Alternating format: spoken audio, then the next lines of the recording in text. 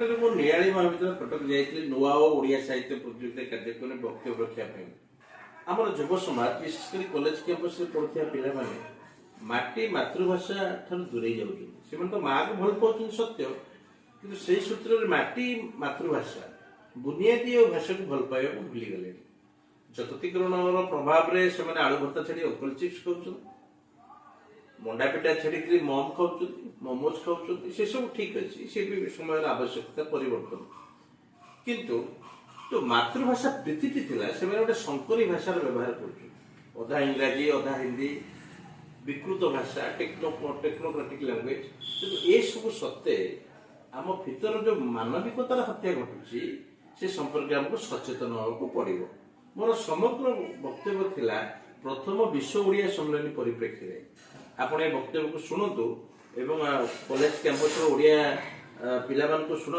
ओडिया पिला कहले ओडिया ऑनर्स की पीजी पिला बुझाऊ ना ओडिशा माटी जन्म होता सबुजाक पिला जे माँ माटीर बास्ना से महत्व करते बापार झाड़ुआ गामुछार बास्ना ठार पृथ्वी कौन अतरर बास्ना एत सुंदर नुह आम गौ ढू सुंदरी ना जनी फूल पाखर जेरुजिलम पर्यंत आमर मानसिकतार प्रलंबित उड्डाण हवा आवश्यक यह विश्व ओडिया सम्मेलन थिंक ग्लोबली एक्ट लोकाली ये जो पर्याय कनसेप्ट जगतीकरण हम आम कार्यकारी करा उचित विशेषकर आज युव समाज बापा बो को भल पाइले ही मातृभाषा को मातृभूमि को भल पाई पारे ये गोटे आह्वान मुझे लक्ष्य करुँची जेडी कॉलेज कर्तृपक्ष अशेष धन्यवाद गोटे सुजोग नहीं पिला वक्तव्य देवाई भावुची ये वक्तव्य ओडिशार प्रति युवक युवती मान गोटे प्रेरणार सेतु रूप काम कर सरकार को धन्यवाद नुआ ओडिया साहित्य प्रतियोगिता महाविद्यालय विश्वविद्यालय आयोजन कर ये कार्यक्रम को समस्त को स्वागत करी और आपण मैंने मोर यूट्यूब ओडिया साहित्य चैनल ये वक्तव्य शुणी पारे अशेष धन्यवाद।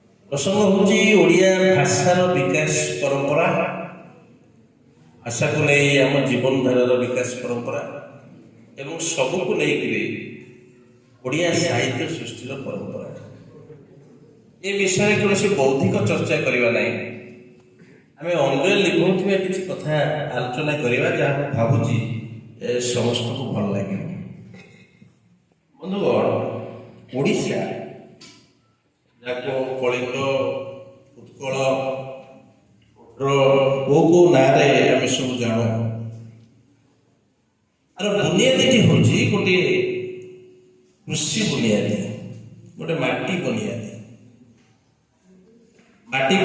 माँ बुनियादी जो माँ आसो माटी आसो लुह आसो से भल पाइबा आसो से बात्सल्यबोध आसो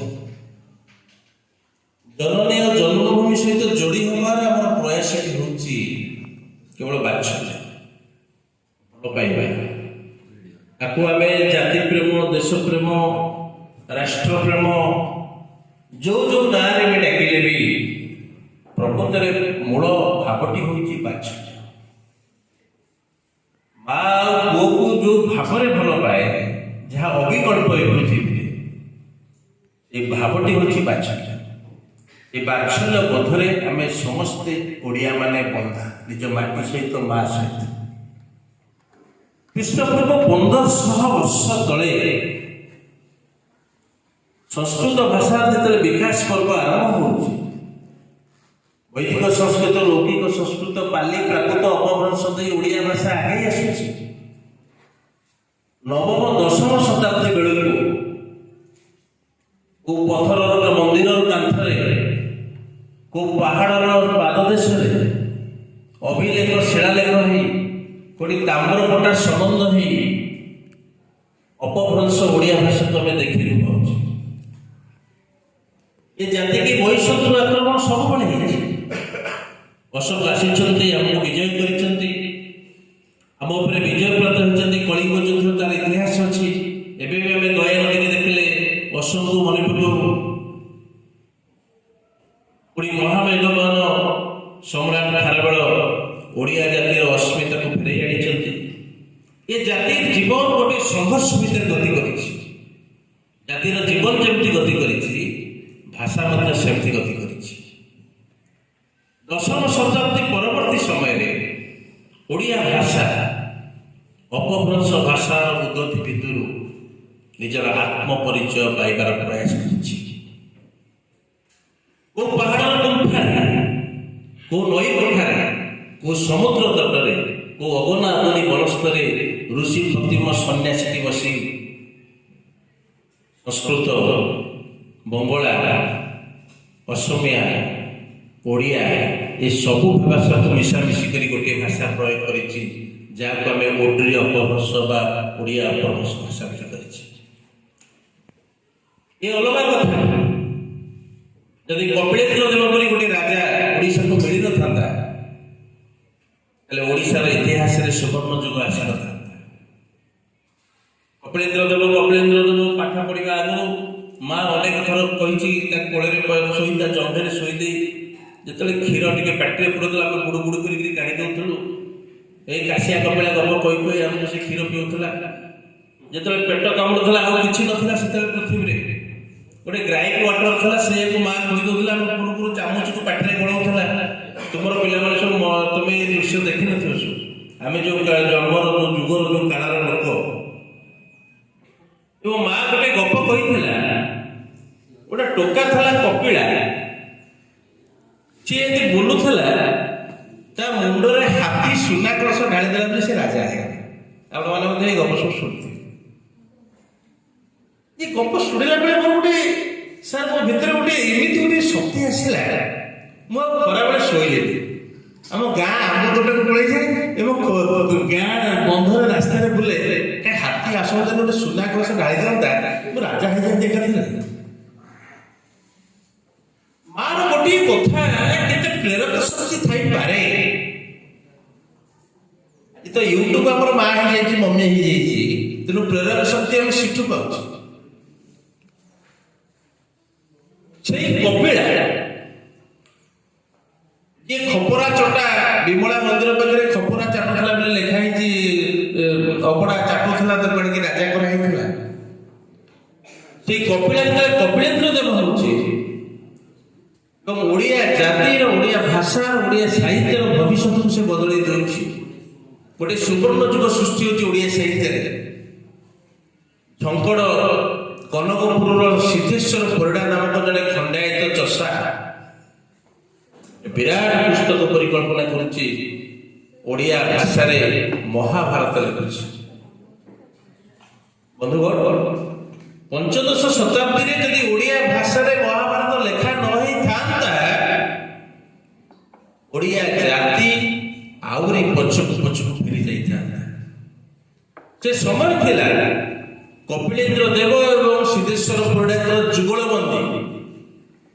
ଯୋଉ ସମୟରେ ତାକୁ ତେଲି ମହାଭାରତ କହି ପୋଡ଼ି ଦେବାକୁ ବସିଥିଲେ, ସିଦ୍ଧେଶ୍ୱର କହିଲେ, ଆଜ୍ଞା ଗୋସାଇ, ମୁଁ ଗୁଣାକୁ ଲେଖିଛି, ମୁଁ ବା ମୂର୍ଖ ଅପଣ୍ଡିତ, ସେ ଯାହା କହଇ ମତେ ମୁଁ ତାହା ଲେଖାଇ, ମୁହିଁ ମୂର୍ଖ ଅପଣ୍ଡିତ, କିଛି ନ ଜାଣଇ। ତୁ ଲେଖିଲୁ ତ, ତୁ ମୂର୍ଖ? ଆଜ୍ଞା ମୁଁ ମୂର୍ଖ, ମୁଁ ବା ଦାସ, ମୁଁ ଶାରଳା ଠାକୁରାଣୀଙ୍କର ସେବକ, ମୁଁ ଦାସ, ମୁଁ ଆଜ୍ଞା ଶାରଳାଙ୍କର ଦାସ, ଶାରଳା ଦାସ, ମୁଁ ସିଦ୍ଧେଶ୍ୱର ପରିଡ଼ା ନୁହେଁ, ମୁଁ ଶାରଳା ଦାସ। ମୁହିଁ ମୂର୍ଖ ଅପଣ୍ଡିତ, କିଛି ନ ଜାଣଇ, ସେ ଯାହା କହଇ ମତେ ମୁଁ ତାହା ଲେଖଇ।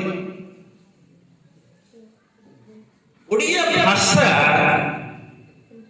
ଗାଁ ଦାଣ୍ଡରୁ ଗୋଟେ ଦାଣ୍ଡି ବୃତ୍ତରେ ପ୍ରଥମ ଥର ପାଇଁ ମହାଭାରତର ପରିକଳ୍ପନା କରାଗଲା ଏବଂ ସଂସ୍କୃତ ସାହିତ୍ୟକୁ ଗୋଟିଏ ପଟରେ ଛାଡ଼ି ଦେଇ ଓଡ଼ିଆ ଭାଷାରେ ଗୋଟେ ବିରାଟ କାୟ ସାରସ୍ୱତ ବଟବୃକ୍ଷର ପରିକଳ୍ପନା କଲେ ଶାରଳା ଦାସ।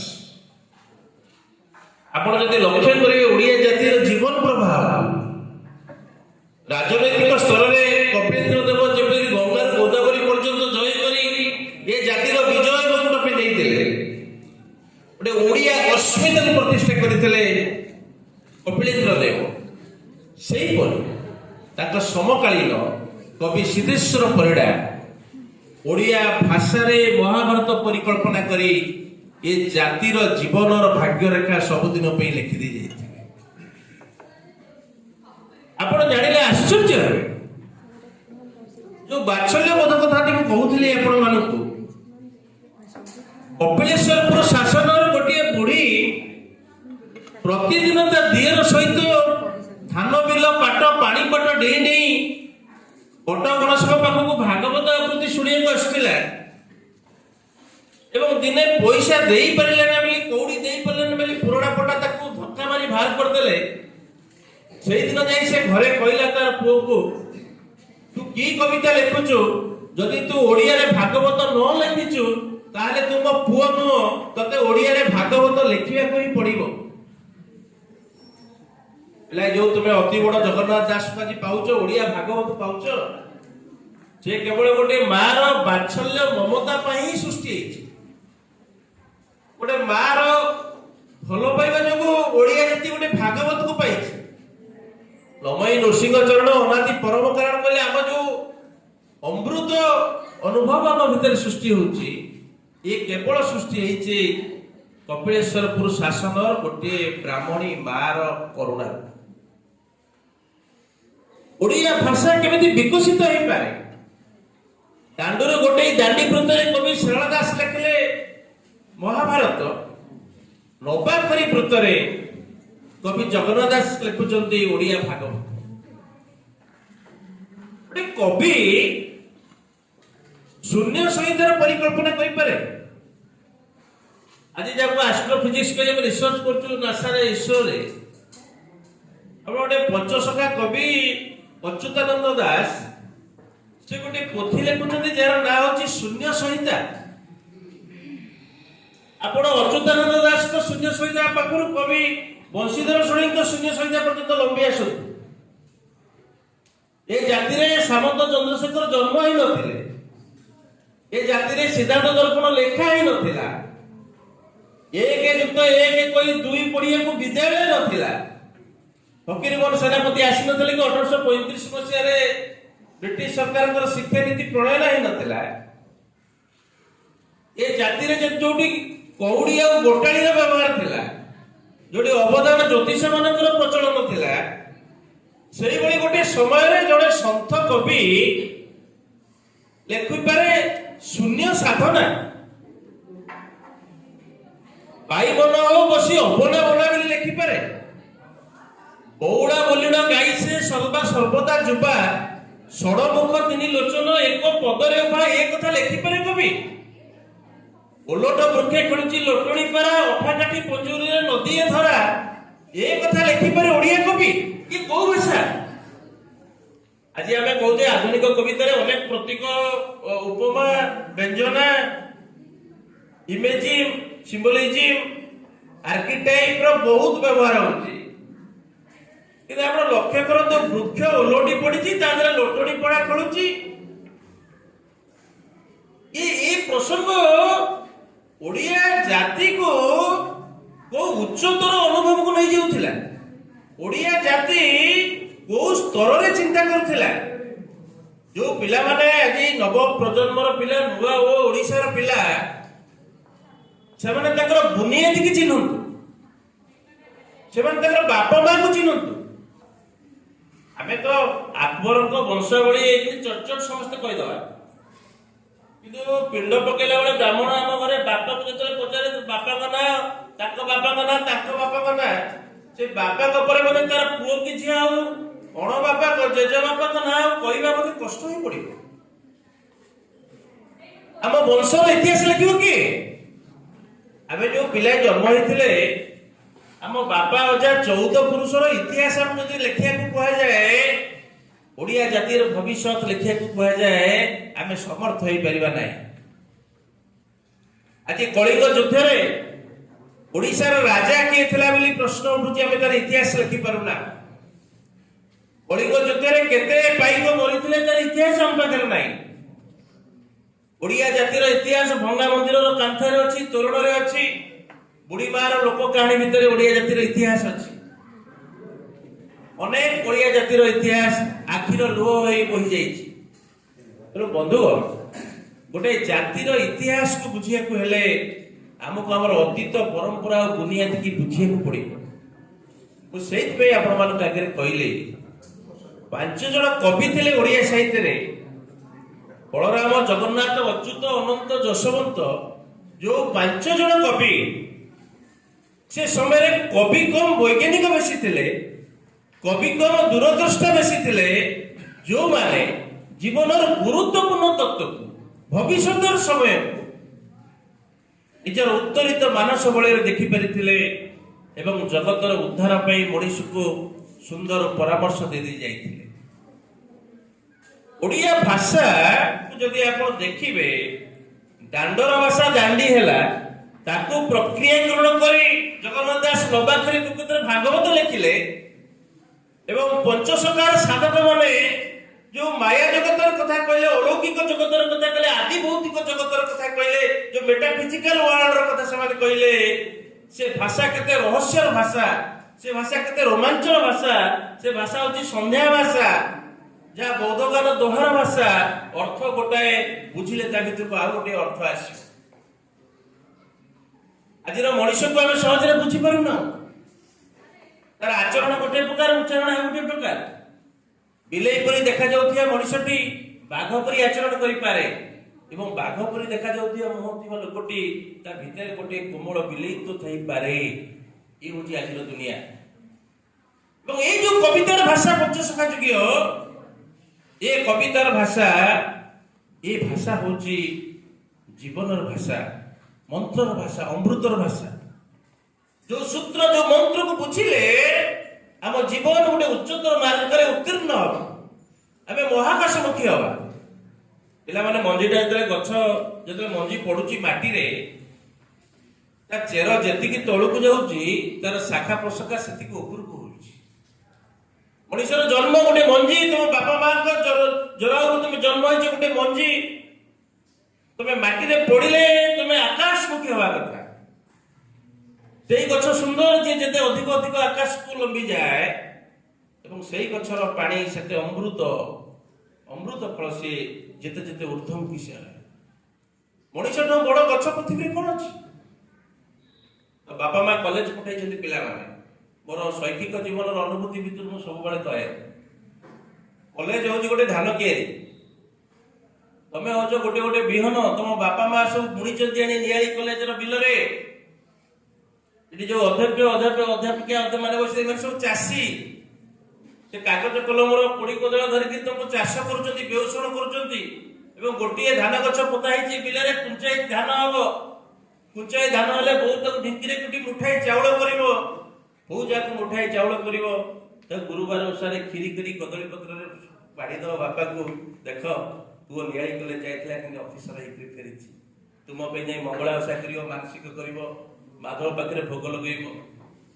जदि धान गछटा बाळुगा हे जे चासी हेड मुंडे ठे कांदिबो जे रे ता बिले धान पळिला मो धानटा बाळुगा हेला बहुत कष्ट रे ताके से उपाड़िबो से धान अते मोर परिवार प्रसंग होची या जे ओडिया जाति के हम जदि न चिनिबा ओडिया बुनियादी जदि हम न चिनिबा ओडिया परिवार को जदि हम न चिनिबा आमे जदि हम बौर रोग न चिनिबा बापर झाड़ को न चिनिबा ताहले पिला माने से शिक्षा से बड़पण से जीवन और किछि अर्थ रहइबो नाही ओडिया भाषा जो मातृभाषा आज ए पर्याय पहुंची तुम मान पाखे पहुंची सरकार जो नूतन अभिलाषी ओडिशार स्वप्न देखिछंती आर प्रसंग होची निज बुनियादी मनस्क हवा निज माटी मनस्क हवा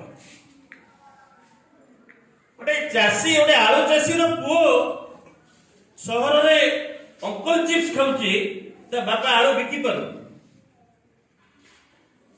ବାପାର ଗାମୁଛା ଝାଳୁଆ ଗାମୁଛାକୁ ଯିଏ ମୁହଁରେ ଥରେ ଶୁଙ୍ଘିଛି ନା, ବାପାର ଝାଳୁଆ ଗାମୁଛାର ବାସ୍ନା ଠାରୁ ପୃଥିବୀର କୌଣସି ଡିଓର ବାସ୍ନା, ପରଫ୍ୟୁମର ବାସ୍ନା ଏତେ ସୁନ୍ଦର ନୁହେଁ। ଆଜି ପର୍ଯ୍ୟନ୍ତ ମଧ୍ୟ ଦିଟା ବାସ୍ନା ମତେ ଉଦ୍ବୁଦ୍ଧ କରେ।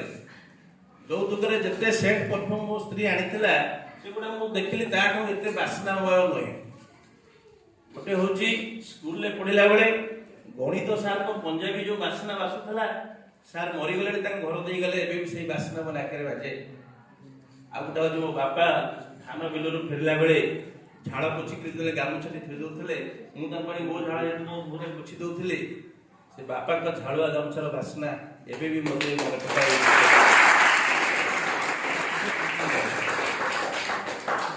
ବାପା ଆଜି ଆକାଶରେ ତାରା ହେଇଗଲେଣି। ମୁଁ ଏବେ ପ୍ରାର୍ଥନା କଲେ ବି ବାପା ମିଳିବେ ନାହିଁ, ପ୍ରାର୍ଥନା କଲେ ବି ବାପାଙ୍କର ଝାଳୁଆ ଗାମୁଛା ମିଳିବ ନାହିଁ। ପିଲାମାନେ, ମୋର ଅନୁରୋଧ ତୁମକୁ, ଯୋଉ ଜିନିଷ ତୁମ ପାଖରୁ ହଜିଯିବାକୁ ବସିଛି ତାକୁ ସାଇତିବାକୁ ଚେଷ୍ଟା କର। ଆମେରିକାନ କଲଚର ଆମକୁ ଶିଖେଇଲା ୟୁଜ ଆଣ୍ଡ ଥ୍ରୋ। ବ୍ୟବହାର କର, ଫୋପାଡ଼ି ଦିଅ। କେଡ଼େ କେଡ଼େ ସୁନ୍ଦର ସାବୁନ ଖୋଳ, ମାଗିର କଭର, କେଡ଼େ କେଡ଼େ ସୁନ୍ଦର ଡିଓଡ୍ରେଣ୍ଟର ଖୋଳ ବ୍ୟବହାର କରୁଛେ, ଫୋପାଡ଼ି ଦିଅ। Use and throw. ବାପାକୁ ବ୍ୟବହାର କରୁଛେ, ଫୋପାଡ଼ି ଦଉଛୁ। ବାପା ଗୋଟେ ଏଟିଏମ କାର୍ଡ ବ୍ୟବହାର କଲୁ, ଫୋପାଡ଼ି ଦେଲୁ। ବୋଉକୁ ବ୍ୟବହାର କଲୁ, ବୋଉ ଗାଁରେ ପଡିଛି, ଆମେ ସ୍ତ୍ରୀକି ନେଇ ସହରରେ ରହିଲୁ, ବ୍ୟବହାର କଲୁ, ଫୋପାଡ଼ି ଦେଲୁ। ଭାରତୀୟ ପରମ୍ପରା ସେୟା ନୁହେଁ। ଭାରତୀୟ ପରମ୍ପରା ହେଲା ୟୁଜ ଆଣ୍ଡ କିପ୍। ବ୍ୟବହାର କର, ସାଇତି କର। ପିଲାମାନେ, ତମେ ଆଜି ଘରକୁ ଯାଇ ଖୋଜିବ, ତୁମ ଘରର ଚାରିକଣ ଯାକ ସେ କୋଠା ଘର ହେଇଗଲାଣି, ଆପାର୍ଟମେଣ୍ଟ ଘର ହେଇଗଲାଣି, ସେ କଥା ଅଲଗା। ମ୍ୟାଡାମ ମାନେ ବୁଝିପାରିବେ, ତାଙ୍କର ପିଲାଦିନକୁ ଟିକେ ତାଙ୍କୁ ନେଇଯାଏ। ଆମ ଚାଳ ଘର ଚାରିକଣ ଯାକ କେତେଟା ହାଣ୍ଡି ଥିଆ ହଉଥିଲା, ଆପଣ ଗଣତୁ ଖାତାରେ ଲେଖନ୍ତୁ। ସେ ଅଇଁଠା ତୋରାଣୀ ହାଣ୍ଡି, ଗୋବର ଲିପା ହାଣ୍ଡି ପାଖରୁ ଯଦି ଭଜା ଭଜି ହାଣ୍ଡି ଯାକେ ଗଣିଯିବେ, ଦାଣ୍ଡରୁ ବାରି ପର୍ଯ୍ୟନ୍ତ ଗଲେ ବୋଉର ବିଭିନ୍ନ କିସମ କିସମର ହାଣ୍ଡି ଥିଆ ହଉଥିଲା। କୋଉ ଡେଟଲ ହାଟ ଆସରେ ହାତ ପୋଛିବେ, ଗୋରୁ ପେଉଥିବ ବୋଉ, ଏଠି ଲାଗିଥିବ କୁଣ୍ଡା ଲାଗିଥିବ ହାତରେ, ମୋ ଧନ ଆଇଲାଣି ସ୍କୁଲରୁ, ଦୌଡ଼ି ପଡି ହାତ ଟିକେ ଧୋଇ ଦେଇ ପଖାଳ ଆଣିକିରି ଶୁଖିଲା ଲଙ୍କାକୁ ପୋଡିକିରି ମୁଢି ଦେବ, ଦଳି ଦେଇକିରି ଆମ୍ବୁଲ ଟିକେ ଦେଇ ବସି ପଡିବ, ବୋଉଲୋ ବୋଉଲୋ, ଖାଇକିରି ତା ମୁହଁଟାରେ ତା ଲୁଗାରେ ମୁହଁ ପୋଛି ଦେଇ କ୍ରିକେଟ ବ୍ୟାଟ୍ ଧରି ଦୌଡ଼ି ପଳେଇବ ପଡିଆରେ ଖେଳିବାକୁ। ଏ ଦୁର୍ଦାନ୍ତ ଫାଷ୍ଟ ଫୁଡ ଦୋକାନରେ ଆନନ୍ଦ ମିଳିବ ପିଲାମାନେ? ଟିସୁ ପେପରରେ ମୁହଁ ପୋଛିଲେ ଓଠ ଖରାପ ହେଇଯିବ। ବୋଉର ପଣ ଦୋକାନରେ ଥରେ ମୁହଁ ପୋଛିଲେ ନା, ଆଉ କୌଣସି ଫେସ୍ ୱାଶ ଲଗେଇବାକୁ ପଡିବନି।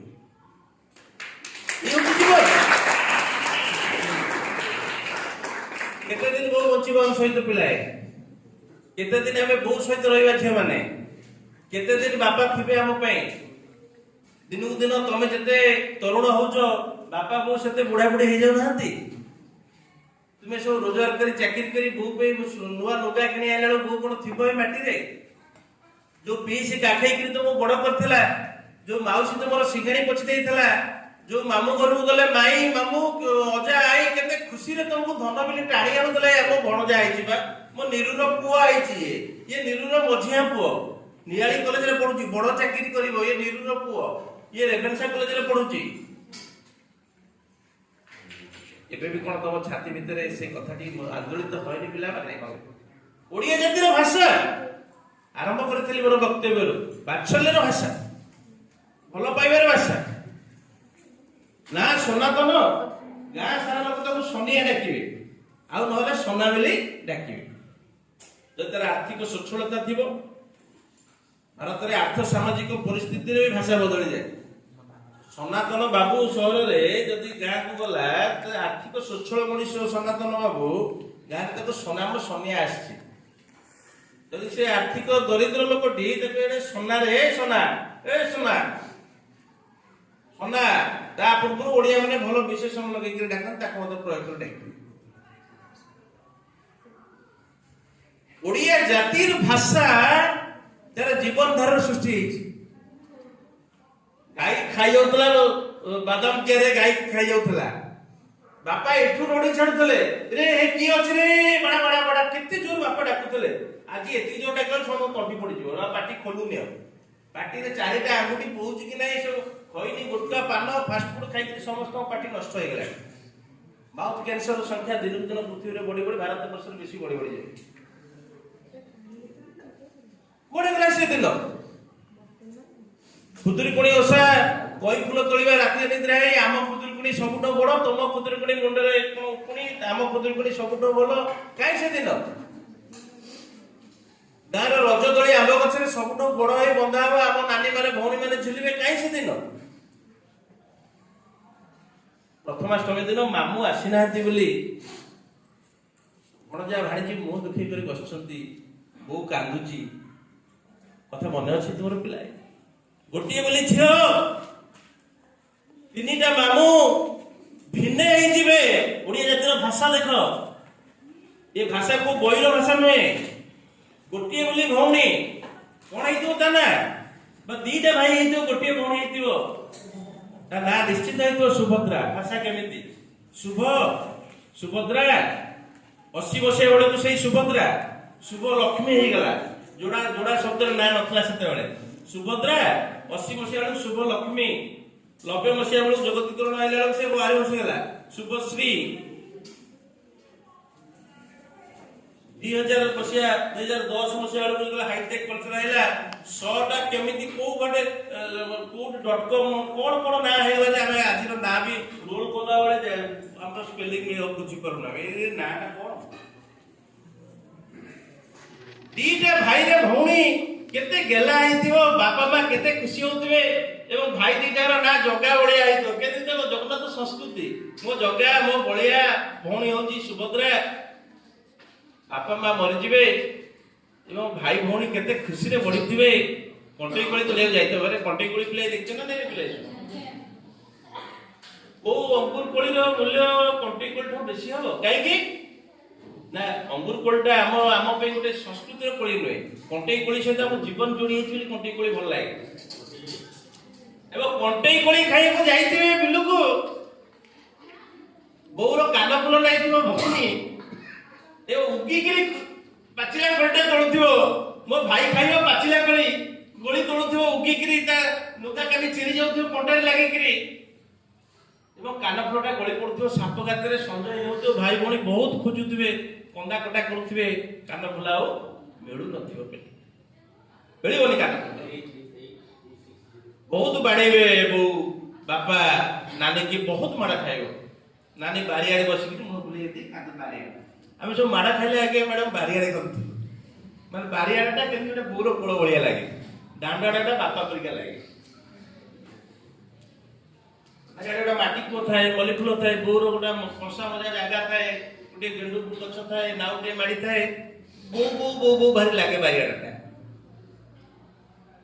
ଏତେ ମାଡ ଖାଇ ଯେତେବେଳେ ନାନୀ କାନ ଫୁଲେଇକି ଲୁହ ବୋହିକିରି ବସିଥିବ ବାରିଆଡେ,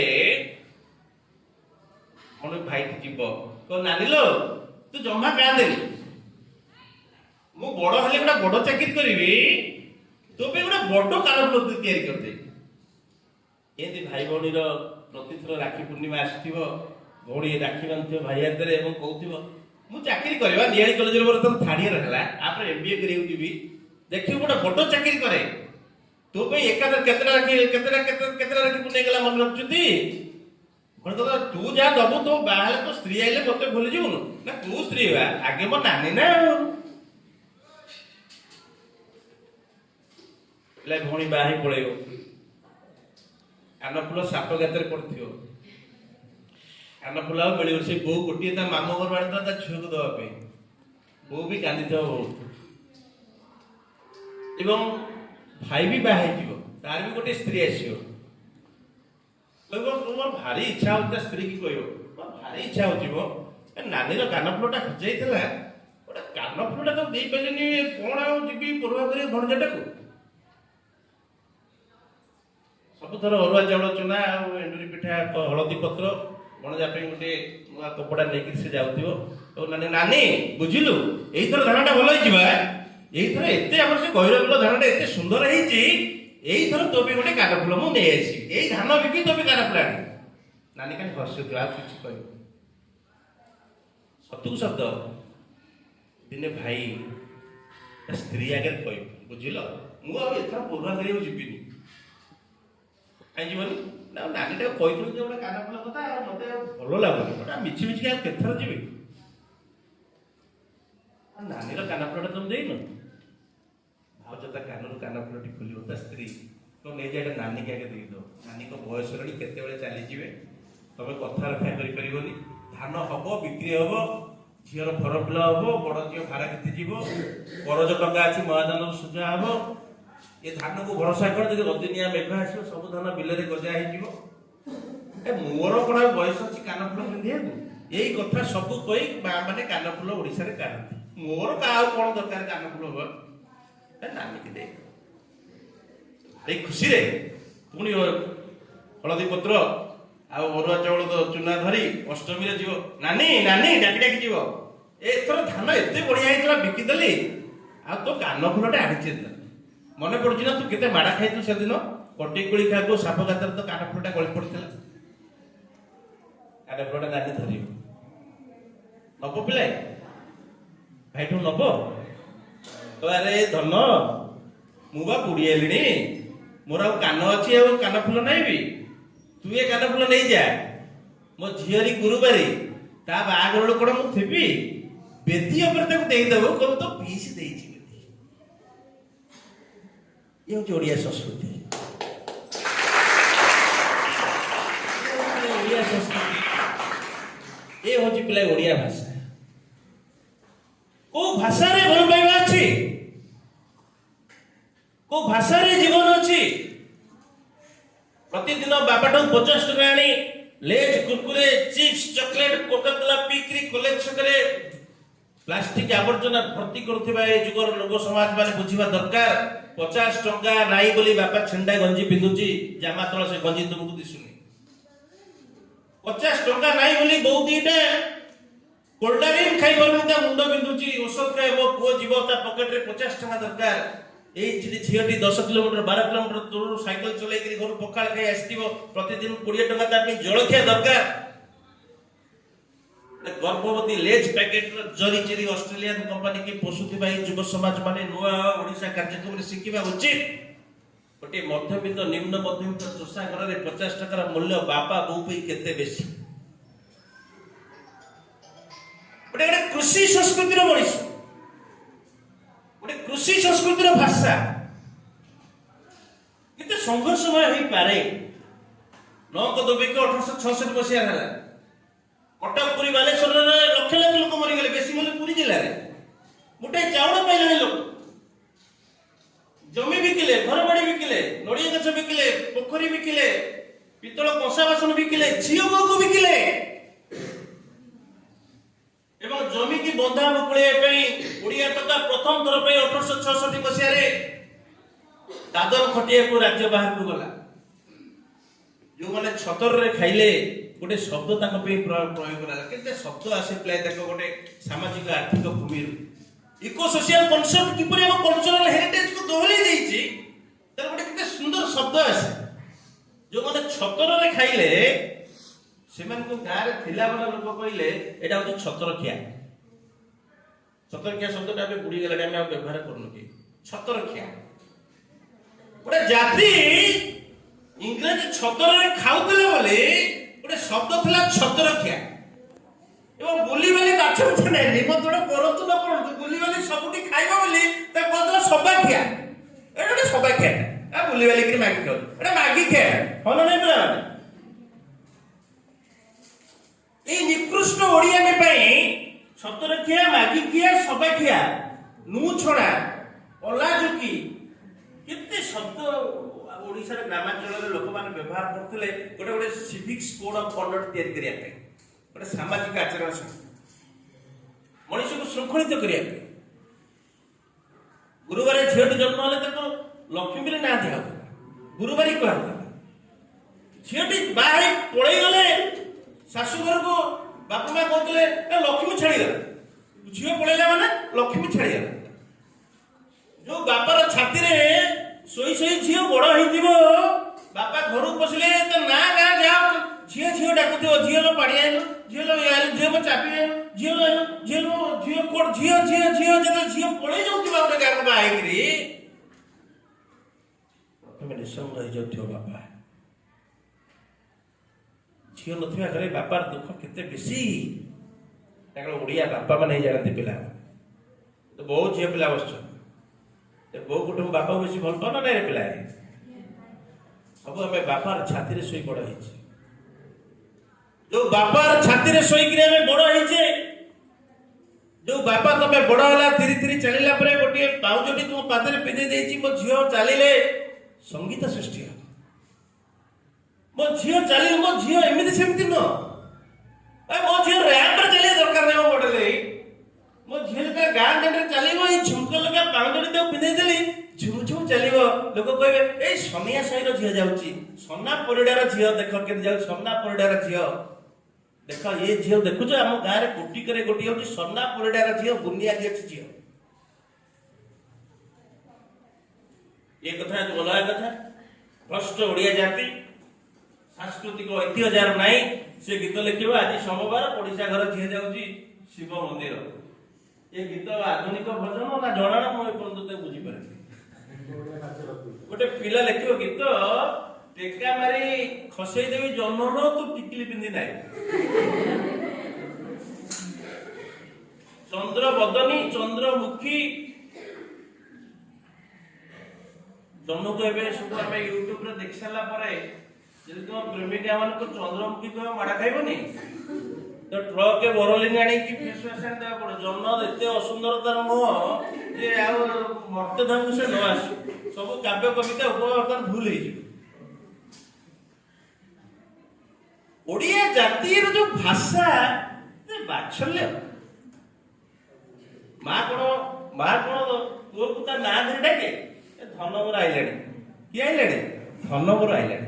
ଏଇ କଥାଟା କହିଦେଲେ ଏ ଛାତି ଫୁଲି ଉଠେ। କାହିଁକି ଆପଣ ମାନେ ମ୍ୟାଡାମ ମାନେ ଯେତେବେଳେ ଚାକିରି ପାଇଥିବେ, ପ୍ରଥମେ ମାଟି ମନେ ପଡିଥିବ, ବାପଟି ମନେ ପଡିଥିବ। ପ୍ରଥମ ଫୋନ କାହାକୁ କରାହେଇଥିବ?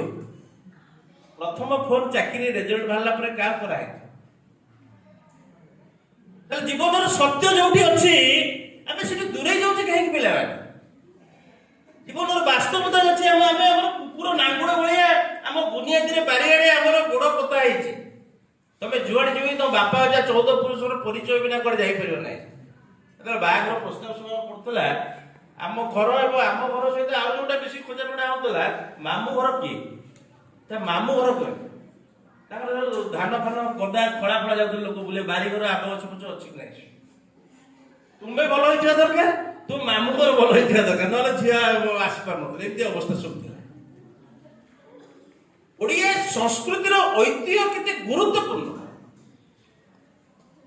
ନଅଙ୍କ ଦୁର୍ଭିକ୍ଷ ପରେ ଓଡ଼ିଆ ମାନେ ଦାଦନ ଖଟିବାକୁ ଗଲେ, କଲିକତା, ମିଆଁମାର, ଆସାମର ଚା ବଗିଚାରେ କୁଲିଗିରି କଲେ, ହାଉଡାରେ କୁଲିଗିରି କଲେ। ଏବେ ହାଉଡାରେ ଯଦି ବେଶୀ କୁଲି ଦେଖିବ, ହାଉଡା ଷ୍ଟେସନରେ ସବୁ ଓଡ଼ିଆ ମାନେ। ଆମେ 14 ପୁରୁଷ ଟିକେ ଅଫିସର ନଥିଲେ, ଓଡ଼ିଶାରେ ମୂଲ ମିଳୁନଥିଲା। ହୀରାକୁଦ ବନ୍ଧ, RSP Rourkela steel plant, Paradip ବନ୍ଦର ହେବା ପର୍ଯ୍ୟନ୍ତ, ଏ 1962 1948 64 ମସିହାର କଥା।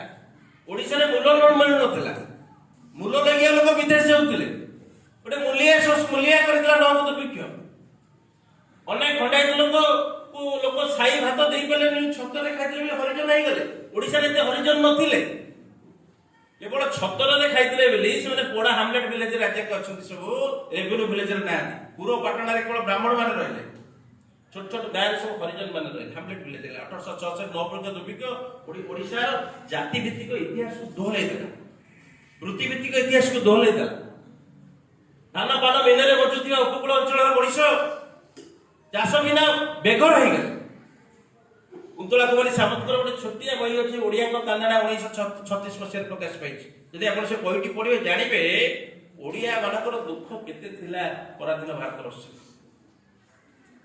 କାନ୍ତିଚନ୍ଦ୍ର ଭଟ୍ଟାଚାର୍ଯ୍ୟ ବୋଲି ଜଣେ ବଙ୍ଗାଳୀ ଆଇଲେ, ବାଲେଶ୍ୱର ଜିଲ୍ଲା ସ୍କୁଲରେ ମାଷ୍ଟର ଥିଲେ ସେ। ତେଣୁ ସେ କହିଲେ ଓଡ଼ିଆ ଏକ ସ୍ୱତନ୍ତ୍ର ଭାଷା ନୁହେଁ, ଇଏ ହେଉଛି ଗୋଟେ ବଙ୍ଗଳା ଭାଷାର ଉପଭାଷା। ଫକୀର ମୋହନ, ରାଧାନାଥ, ଗଙ୍ଗାଧର, ରାମଶଙ୍କର ରାୟଙ୍କ ପରି ବୀର ପୁରୁଷ ମାନେ ଆଜି ମାତୃଭାଷାକୁ ଲଢିଲେ ବୋଲି ମାତୃଭାଷା ପାଇଁ ଆଜି ଓଡ଼ିଆ ଏକ ଶାସ୍ତ୍ରୀୟ ଭାଷା ହେଇଛି। ଆଜି ନୂଆ ଓ ହଉଛି, ନୂଆ ଓ ଓଡ଼ିଆ ସାହିତ୍ୟ ପ୍ରତିଯୋଗିତା ହଉଛି। ସେଇମାନେ କହିଲେ ପିଲାଏ ଉଚ୍ଚ ହେବା ପାଇଁ କର ଯେବେ ଆଶା, ଉଚ୍ଚ କର ତେବେ ନିଜ ମାତୃଭାଷା। ଆଜି ଗ୍ଲୋବାଲାଇଜେସନ ସେଇ କଥା କହୁଛି, ଥିଙ୍କ ଗ୍ଲୋବାଲି ଆକ୍ଟ ଲୋକାଲି।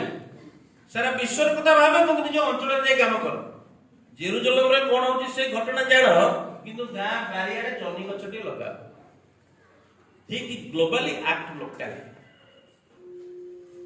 ए विषय जदि हमें न जानिबा हम बुनियादी विषय न जानिबा ताले हमें जानि परिबा नहीं ओडिया जातिर भाषा केते समृद्ध एवं ए भाषा को समृद्ध करिसंती साहित्यिक मान मु आ 2-4 मिनिट रे मोर वक्तव्य शेष करी ओडिया जाति रे गोटे मु बेसी दूर जीविनी एई अति निकट रे घुरी बुलिबी एई अंचल रे गोटे छोटिया पुओ जे बारी रो बरकोली और गोलिया कुकुर नै किरी जाइतला बापा खोजिया कोणार्क मंदिर दे दियो जदि आगे धर्मपद मिथ टी न थांता यही कोन ओडिया कोणार्क देखिया जाइथांता ओडिया माने केबे एते सौंदर्य पिपस होले मु जानि त एतो स्त्री लोक माने एते ओडा के बसतो आम स्त्री तो दीटा गोटे पिला जन्म कला पर ओडा खसुनतला हम चाकरी रे हम सते न रहया पड़ चिंता कुटौतले सुंदरी सुंदरी करी करी स्त्री माने निजको असुंदरी करिया पे कान पड़ौतले गोटे सुनार कान फुल नै बे नुए खाया तो घर मतलब कान फुल नै कोन जरे बर्गी माने उठाई नै जाउतले ए देखुनु मो कान पड़ा आइछि ए मो नाक पड़ा आइछि मोर एइटा फुटी जाइछि मु केते असुंदरी केवल अपहरण जो सतीत्व को बचिया पे ओडिया मां माने देरे राधा कृष्ण चिंता करते ए अलग कथा हम सुंदर क्रिया जो टाटू करू हमर 14 पुरुष निज सतीत्व को सुरक्षा देवा पे देरे कोला पड़ुथे से माने जानि तले कलंक को केमिति कोला जाय रे परिणत करा जाय पारे मानुष को केमिति बंशी रे बदली दिया जाय पारे ओडिया माने जानि तले ओटे शिला खंड रे सिंदूर माने तो शालाग्राम करा जाय पारे ओडिया माने जानि तले पत्थर भी रूपसी पारे जगतीकरण एबे सब जाक कोला जाय कि कलंक करिया व्यस्त जगतीकरण एबे सब शालाग्राम को शिला करिया व्यस्त नई मान को विधवा करिया व्यस्त बाण मान को दंडा करिया व्यस्त गेला केउटा कुमार चमार विपर्यस्त कर जीविका आकि सब बाजार घाट सब गोटे उपभोक्ता बजारीवाद रे व्यस्त होई पड़छ नष्ट होई जाय पत्थर रे सुंदर चित्र स्थापत्य देखिया को ओडिया माने केबे आग्रही नथिले मो बापा छोट बेले मते आडी के आस्थिले कोणार्क मो बापा पजली बापा कोउट धर्मपद देई पड़ता सब तो बहुत दूर रे बापा कहले देख बापा एउ को देई पड़तला एमे पड़ला बेले जानु ना गोपबंधुटा लिखि देले केवल जाति जातीयवादी संग्राम रे हमको सब धर्मपद हेकि झास दवा पे आह्वान दे ये कथाटा सेया नुह मो बापा बड़िया अगणित ओडिया बुझितले एइटी धर्मपद देई पड़ितला मंदिर गुरु बारी परपुर बड़िया कुकुर देखि ता बापा चिन्हतला पु ये अपूर्व हास्य ओडिया जातिर सौंदर्य चित्रलेखा चित्रप्रिय लावण्यवती कोटि ब्रह्मांड सुंदरी नहीं मिस यूनिवर्स कंटेस्ट आरंभ होगा पूर्व विश्व रे ओडिया कवि मिस यूनिवर्स कंपटीशन करी कोटि ब्रह्मांड सुंदरी लिखिछि कोटि ब्रह्मांड सुंदरी रे बाबा जन कोठी तार उपमा वाला गोटे पादरे कोठी टिके कळा लागितला सेति जन आत्महत्या करछि एते सुंदरी रे परिकल्पना ओडिया जातिर गोबर पानी लेकुथिबा मा जेतले हम साइड जने के मरि जाय हमर बहुत उच्चा चाळगर तले हम बो मु जेतु मोर बड़ झिए बड़ पु मो परिवार रो बड़ पु माने तमे अधा झिया ले ही घर चळियो न चळि परियो मो बो जेतले सिडी रे एक दुआ निपे गोबर पानी रे जो पानी के बुडे की कपड़ाटा मु बो हाथ उठी बो जेतले ढिंकी कुटे मु ने ऊपर से पुसारे चावल को उल्टा उल्टी करे अब बो जेतले गुरुवार ओसा करे ता पूर्व दिन राति रे से माड़ा कटरी नई के धोया गुने मु ता आगे घंटीटा बेली बाडै बाडै जाय जोटा मो भीतर कविता है झन झन झन झन जो भल पाइयाटा मो आखिर लुह होई झमची पिला बहुत जाके वो देवालय घंटी ठाऊ मो बहु सागर को घंटी बाडै बाडै जतले माड़ा कटरी धोया को जाए वो गुरुवार मार्गशीर ओषा करियो लक्ष्मी ओषा करियो से आनंद कोन कोठी अछि पिला हम मा ठो कोन असुर रे सुंदरी तम बहु ठो असुर रे सुंदरी जा फोटो वॉलपेपर रखचे पिला माने तो मा ठो बहु ठो से केबे सुंदरी केबे हेई पर सुंदरी माँ बाप माड़ा ठाकुराणी लक्ष्मी ठाकुराणी जो बोऊ हमको एते बड़ा करिछि स्वप्न देखि आम पे ओसा करछि आमे एठी चिकन बर्गर खाउछे बोऊ ओसा करी करी गैस्ट्रिक रोग रे पड़ी मरि मरिगाड़ी ता व्रत सब बड़े सरी सरी छुट्टी हेकि कोई बोऊ व्रत तो उपरू पिनलु आ तू कोन करछ व्रत सब बड़े फसी जाउछि मळिया हेइ जाउछि लोचे पचा होउछि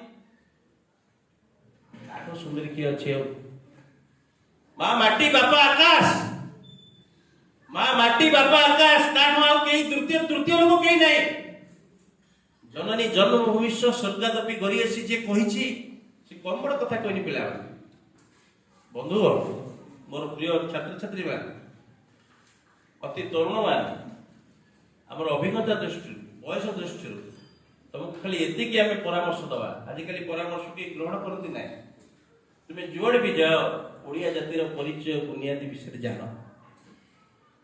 खाली तुम्हें पाठ पढ़िबो बेंगलोर जीवो खाली अमेरिका जीवो तो पचार जो व्हाट इज ओडिशा प्लीज से समथिंग अबाउट ओडिशा तुम्हें ओडिशा विषय पांचटा गाड़ी इंग्रजी रे कहि परिबो नले बिहारी पिला महाराष्ट्र पिला पंजाबी पिला तुम धक्का मारी के पळेबे मु देखि ओडिया पिला केति मुह सुकेई करी महाभारतीय स्तर रे लुचा को जाई के ब्रॉयलर कुकुड़ा वाला जाकी जुकी करी थिबे केति कोन सी कोन आगे को मु कहि देबी हमर फुटाणी सब आरी भीतर एइटु बाहरी गेले हम के चिनिबो ना बापा नाम लगले जदि तो घाटरे घाटिया डंगरे बसौ नाही तल तोर परिचय सृष्टि हे नाही 20-30 वर्ष पर बापा मरि जिवे बो मरि जिवे दादा मरि जिवे जा तमे कहतो ए शहर सबटो बड़ गुंडा हो जिवो मामू से भी मरि जिवो केमिते बचिबो सब ए शक्ति गुडा जते मरि जिवे ध्वंस होई जिवे केति बचिबो तमे तो पछरे की कॉलेज जीवन कॉलेज कैंपस कॉलेज जीवन एटी जते मैडम माने बसछन्ती सार माने बसछन्ती समस्त गोटे मधुर स्मृति अछि सार तो अध्यक्ष टू अवसर नेबे आ किछ दिन अछन्ती चाकरी रे एते लो मो स्मृति नै कर जिवे सर जते भुवनेश्वर ता घर बालकनी रे बसी कॉफी पिउथिबे संजय गुडे मने पकोथिबे एसएस कॉलेज रे पाठ पढिया जो नियाई कॉलेज रे अध्यक्ष जीवन पर्यंत दिन मने पकोथिबे कोट ना कोटी लो बुंदा तके आखि छछ नै पड़ी जिवो स्त्री की कोई परिबेनी मु कांदुची काहे की झेउ कोई परिबेनी मु कांदुची काहे की बड़ लोक माने कांदंती नाही बापा माने कांदंती नाही रे पिला माने बापा मान को लो सु देखो सस हो जे बड़ लोक माने कांदिया देखले अन्य माने खराब है काई कांदे ए कॉलेज जीवन होची तुमर बैग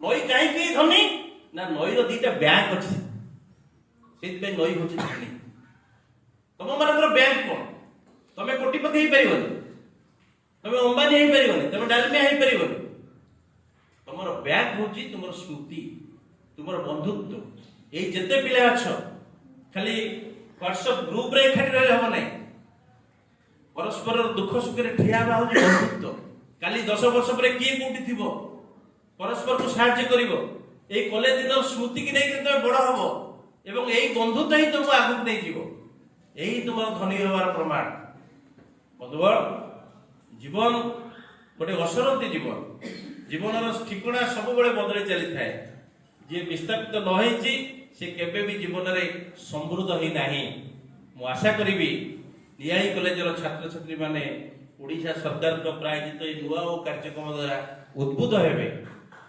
निश्चित उद्बुद्ध हेबे आमे सब बड़े पाठ पढिला बेले 100 पिला जते क्लास रे पढो आमे भाबो 100 पिला भितरु केही जणे तो आम कथा शुणुथिबो आमे केबे भी शिक्षक भाबो ना 100 रु 100 जण पिला आम कथा शुनिबे आमे भी जते पाठ पढुथुलु पिला माने अन्य पिला माने जते दुष्टम करथुले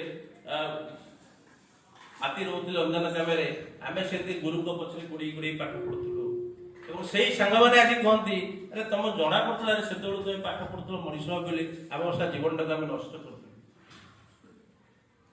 इरो पिला जे मने रखिथिबो ए जीवन शेष नाई आनंद शेष नाई बयस क्रमे आनंद बदली बदली चले गोटे दिन थला बो गुरुवार ओसारे पिठा कलाले नडिया पुरी कि जो सड़े पके दोथला से सड़े रो शीर्ष बिदुरे लागुथिबा नडिया टिकु तो हम दांते दांते खाउ सी हमें आनंद थला पणस पत्र लेकरी आम तेंतुली चकटी करी खरा बेले हापडुथले पणस पत्र ठोला करी सी हमें आनंद थला एबे गुपचुप खाउचे लेज खाउचे ता हाथ रे केते नख भितर मळी बसची ता झाडा पडची ता भितर ताको न देख चुबी जाउचे पोतिना पत्र पडची टेस्ट खाइ सी भी आनंद अछि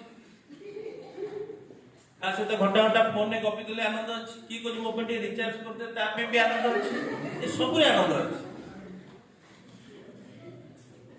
କିନ୍ତୁ ଏ ଆନନ୍ଦ ବି କିଛି ଦିନ ପରେ ଦୁଃଖର କାରଣ ହେଇଯିବ। ଆଉ ଟିକେ ଜୀବନ ଆଗକୁ ବଢିଲେ ପୁଣି ନୂଆ ଆନନ୍ଦ ଅନ୍ୱେଷଣ କରାଯିବ। ଏଇ ମାଟିର ମହାନାୟକ ବୁଦ୍ଧ ଆନନ୍ଦକୁ ଖୋଜି ଖୋଜି କାଶ୍ମୀର କନ୍ୟାକୁମାରୀ ପର୍ଯ୍ୟନ୍ତ ଯାତ୍ରା କରିଥିଲେ। ଆନନ୍ଦର ଶେଷ ନାହିଁ ପିଲା। ଜୀବନରେ ଅନ୍ତିମ ଆନନ୍ଦ ବୋଲି କିଛି ନାହିଁ, ଜୀବନରେ ଅନ୍ତିମ ଠିକଣା ବୋଲି କିଛି ନାହିଁ। ଆଜି ଯୋଉମାନେ ଏଠି ଅଛନ୍ତି କାଲି ଆଉ କୋଉଠି ଥିବେ, ଠିକଣା ସବୁବେଳେ ବଦଳିବ, ଆନନ୍ଦର ନୂଆ ନୂଆ ଉତ୍ସ ମିଳିଯିବ। ସେଥିପାଇଁ ଆମକୁ ପ୍ରସ୍ତୁତ ହେବାକୁ ପଡିବ, ଜୀବନକୁ ଶୃଙ୍ଖଳିତ କରିବାକୁ ପଡିବ। ବାପା ମାଙ୍କର ଫଟୋ ରଖିବାକୁ ପଡିବ ୱାଲପେପର କରି। ଛାତିରେ ଲକେଟରେ ଯଦି କାହାର ଫଟୋ ଥାଏ ସେ ବାପା କି ବୋଉର ହବା ଉଚିତ। ସକାଳେ ଉଠିଲେ ଯଦି କାହାର ମୁହଁ ଦେଖି ପଢା ଟେବୁଲ ଉପରେ ମୋ ବାପାର ଫଟୋଟି ରହିବା ଉଚିତ। ଦେଖ ପିଲାଏ, ଜୀବନର ସଂଜ୍ଞା ବଦଳିଯିବ, ଜୀବନର ଅର୍ଥ ବଦଳିଯିବ। ବାପା ବୋଉ ତମ ଦି ଆଖିର ଦିଟା ଲୁହ ହିଁ ଝରିବେ। ବା ଆଖି ହଉଛି ବୋଉ, ଡାହାଣ ଆଖି ହଉଛି ବାପା। ଯୋଉ ଆଖିରେ ବାପା ବୋଉ ବସିଛନ୍ତି ଆମେ କେବେ ଖରାପ ଜିନିଷ ଦେଖିପାରିବା ନାହିଁ। ଆମେ ଭଲ ହବା ହିଁ ହବା, ସିଧାସଳଖ ଊର୍ଦ୍ଧ୍ୱମୁଖୀ ହବା, ଆକାଶ। ଏ ନୂଆ ହଉ କାର୍ଯ୍ୟକ୍ରମ ତୁମମାନଙ୍କୁ ଅଶେଷ ଆନନ୍ଦ ଦଉ, ତୁମକୁ ପ୍ରଚୁର ଭଲ ପାଇବା ଦଉ। ନିଆଳି ମହାବିଦ୍ୟାଳୟକୁ ମୋତେ ନିମନ୍ତ୍ରଣ କରିଛନ୍ତି କବି ଇପ୍ସିତା ସ୍ୱାଇଁ, ମୋତେ ଅତି ପ୍ରିୟ, ଅତି ଯୋଗ୍ୟା ହରେକୃଷ୍ଣ ବାବୁ, ଆହୁରି ମୋର ସୁନ୍ଦର ବନ୍ଧୁତ୍ୱ। ଏବଂ ଆପଣମାନେ ସମସ୍ତ ପିଲାମାନଙ୍କ ସହିତ ମିଶିଲେ ଶୃଙ୍ଖଳାର ସହିତ ବସିକିରି ଶୁଣିଛ ପିଲା ଏ କଥା। ଆମର ଓଡ଼ିଆ ପିଲାମାନେ ପ୍ରାୟ ବସି ଶୁଣନ୍ତି, କିନ୍ତୁ ଅଣ ଓଡ଼ିଆ ଅନର୍ସର ପିଲାମାନେ ବସି ଶୁଣିଛ, ମୋତେ ସେଇଟା ବହୁତ ଖୁସି ଲାଗିଲା। ମୁଁ ଏଇଟା ମୋ କଲେଜରେ ଯାଇ କହିବି, ଭାବରେ ବସି ଏ କାର୍ଯ୍ୟକୁ ଉପଭୋଗ କରିଛନ୍ତି। ସମସ୍ତଙ୍କୁ ଅଶେଷ ଧନ୍ୟବାଦ ଦେଇ ମୋର ବକ୍ତବ୍ୟ ଶେଷ କରୁଛି। ବନ୍ଦେ ଉତ୍କଳ ଯାତ୍ରା।